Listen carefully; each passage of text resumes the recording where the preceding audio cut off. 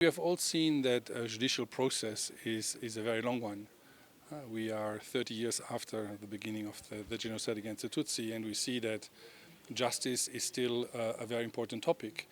At the United Nations Tribunal, we have indicted more than 90 individuals, many convicted for genocide against the Tutsi, many convicted to life sentences for genocide.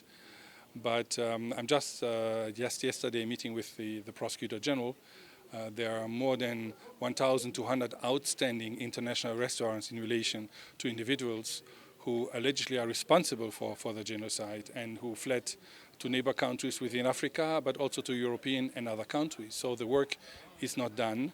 And what my office, the Office of the Prosecutor at the UN, what we are today doing is really very much supporting our prosecutor colleagues in Rwanda to look for those remaining fugitives, but also to work with many other countries within Europe and outside Europe who have genocidaires on their territory and who still need to prosecute them.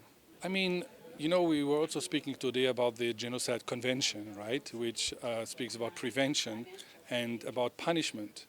And this convention was adopted at the UN after the Holocaust, after the Second World War. And, you know, everyone since then has said, well, never again, never again. Well, we have seen the world in Rwanda, we have seen it in Srebrenica.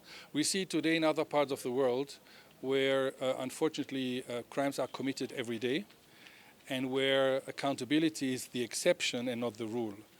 And that's why at the conference today, it's all about prevention, because any single conflicts I just mentioned and you mentioned could have been prevented because there have always been early warning signs. One had noticed, and this is part of the discussion today. How can we improve prevention? How can we strengthen the mandate of Alice Nderitu, the Special Advisor on Prevention of Genocide, because she is getting all those warning lights when a genocide is about to happen. She is confronting head of states with their responsibility in investing in prevention. And there, I think we all agree that despite all the efforts we are doing together to prevent atrocities around the world, well, we are still failing. And today, well, the world is not what it should be, with among the highest numbers of conflicts ongoing simultaneously at any time since World War II.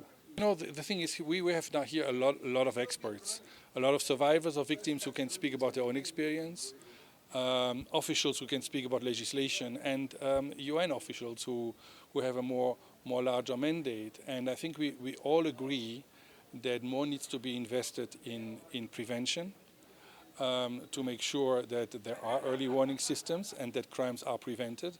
But we also, I think, all agree that if prevention has failed, accountability, prosecution needs to be there. And those who are responsible need to be punished, need to be prosecuted, because this also is a form of prevention through deterrence. Because if a justice system is working well, is punishing hard, perhaps others will think twice before committing crimes again. And there, as I said, there's still a lot of work to be done. For the genocide in Rwanda against the Tutsi, there are thousands of people who still wait to be prosecuted, and we cannot give up. That's why I'm always saying that, you know, justice delayed is justice denied is a sentence everyone knows. As a lawyer, I've heard it at university many, many times. But when we speak about international criminal justice, the notion has a different sense, because time can sometimes be important. Someone who is very powerful today, who cannot be catched, who cannot be prosecuted, well, sometimes you need to wait a number of years before prosecution is possible, and then the system must still be in place and still must be able to work.